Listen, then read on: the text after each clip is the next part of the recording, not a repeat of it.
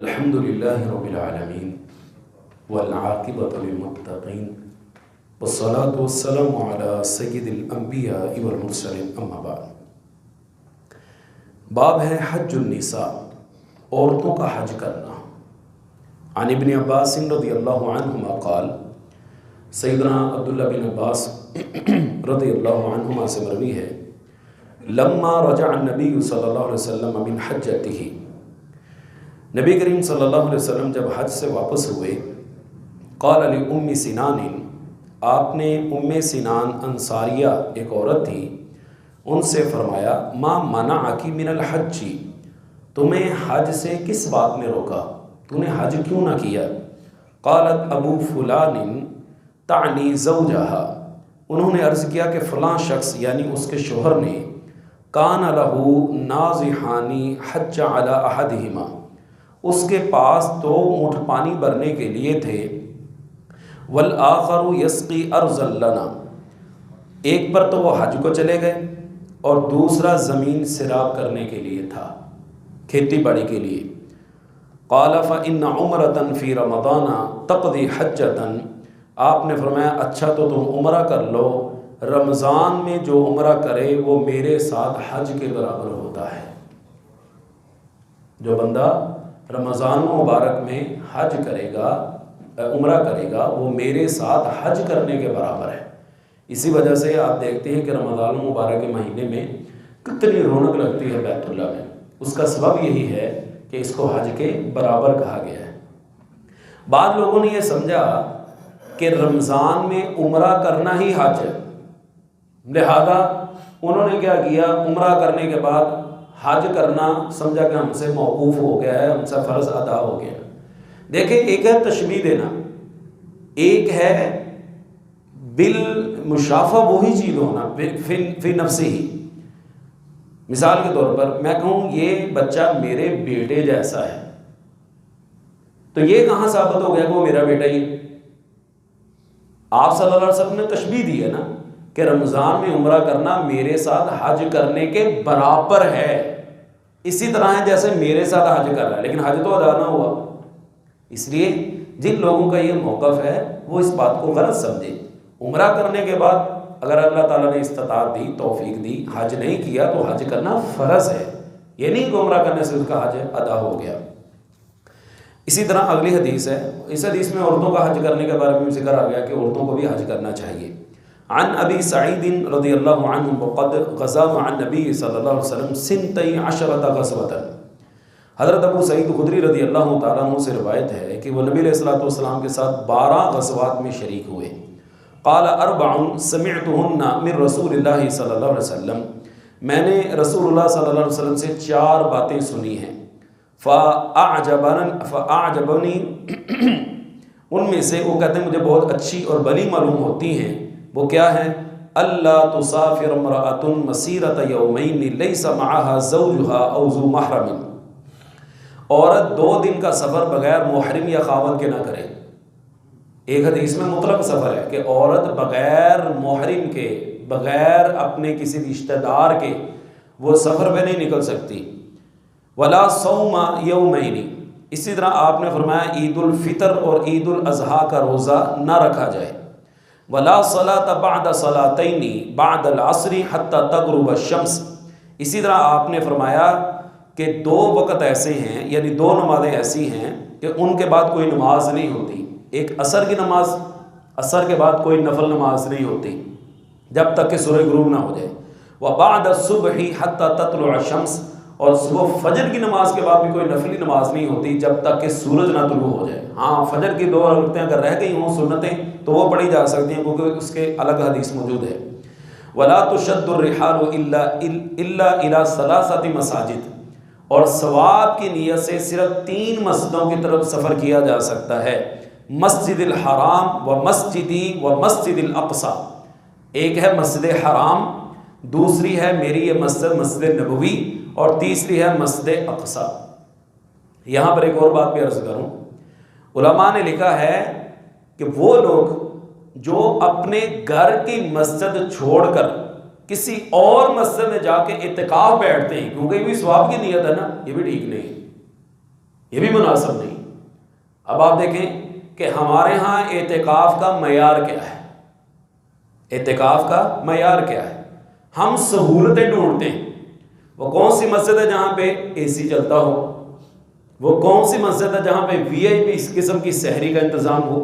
وہ کون سی مسجد ہے جہاں پہ وی آئی پی قسم کی افطاری کا انتظام ہو؟ ہاں یہ ہمارے لیے کمفرٹیبل ہے، یہ ہمارے لیے سوٹیبل ہے، یہ ہے وہ جگہ میری شایان نشان جہاں پہ میں اعتکاف بیٹھ سکتا ہوں۔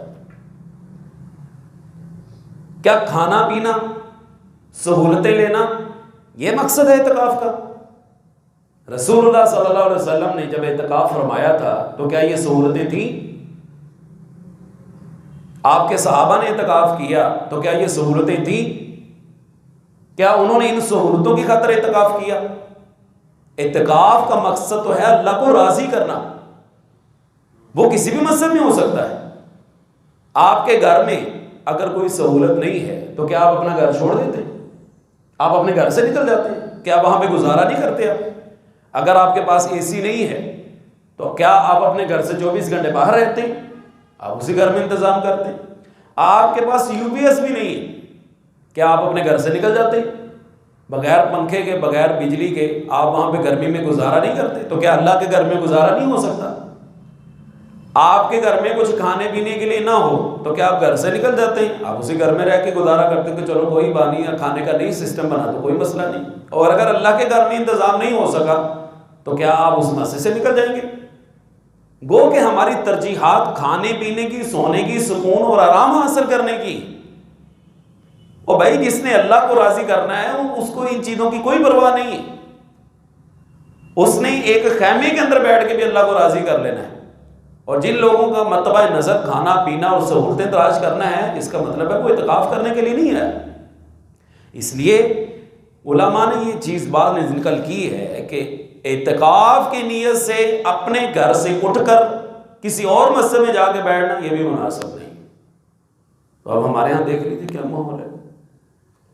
اپنے تھوڑے ہوتے ہیں، بیگانے زیادہ ہوتے ہیں، اپنے تھوڑے ہوتے ہیں، بیگانے زیادہ ہوتے ہیں۔ باہر کا ایک ماحول چل تو رہا ہے، اللہ تعالیٰ ہمیں اس کی سمجھ عطا فرمائے۔ تو آپ صلی اللہ علیہ وسلم نے کیا فرمایا کہ مسجد حرام، مسجد نبوی اور مسجد اقصیٰ کے علاوہ اور کسی مسجد کی طرف بھی ثواب کی نیت سے سفر نہیں کیا جا سکتا۔ اگلی حدیث، من نظر المشی الی الکعبۃ، جو شخص کعبہ تک پیدل چلنے کی منت مانے، بیت اللہ کی طرف پیدل جانا، اس کی منت مانگنا کیسا ہے؟ اس کے بعد تو سارا کہتے ہیں نا مکے ہو گئے اجاڑ، بیت اللہ سے آگے تو کوئی چیز نہیں ہے نا۔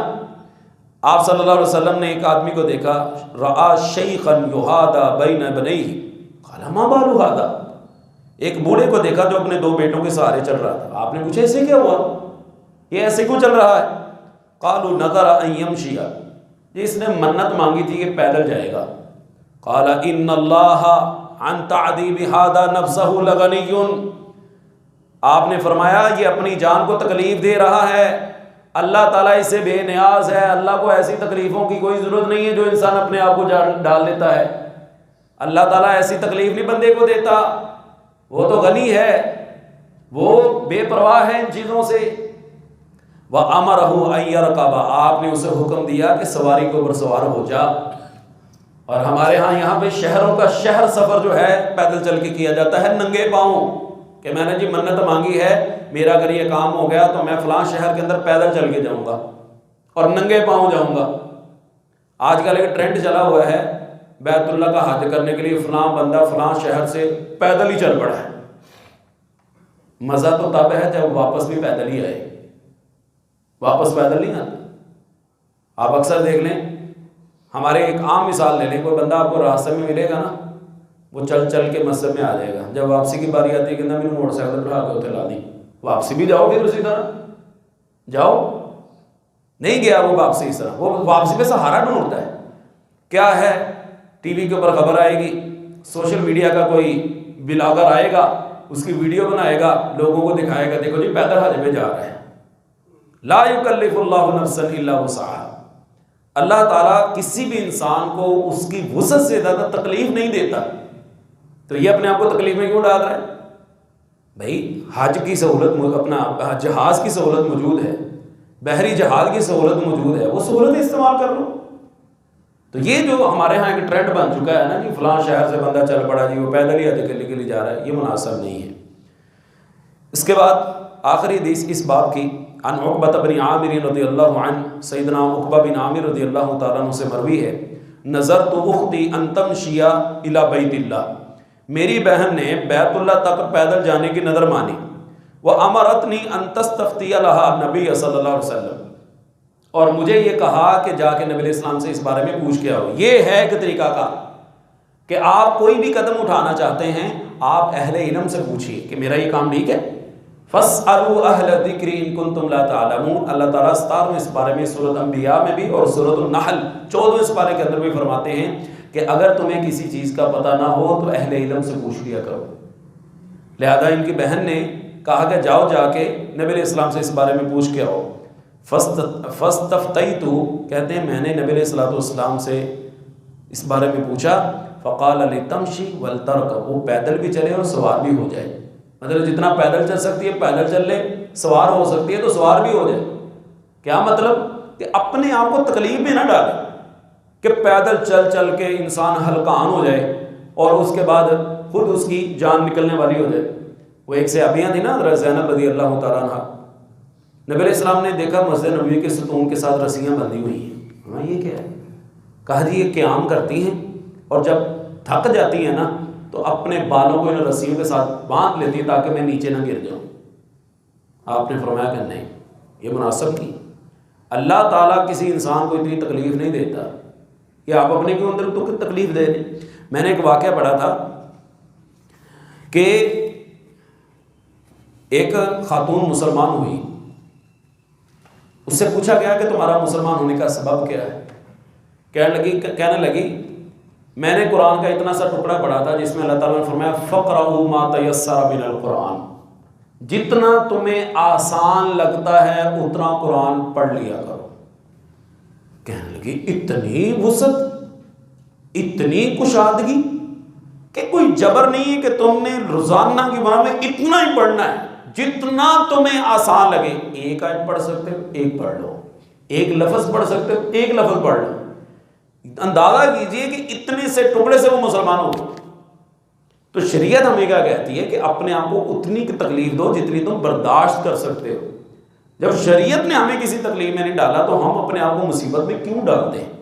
اللہ تعالیٰ ہم سب کا حامی و ناصر ہو اور اللہ تعالیٰ ہمیں دین کے احکام سمجھنے کی توفیق عطا فرمائے۔ سبحان ربک رب العزۃ عما یصفون وسلام علی المرسلین والحمد للہ رب العالمین۔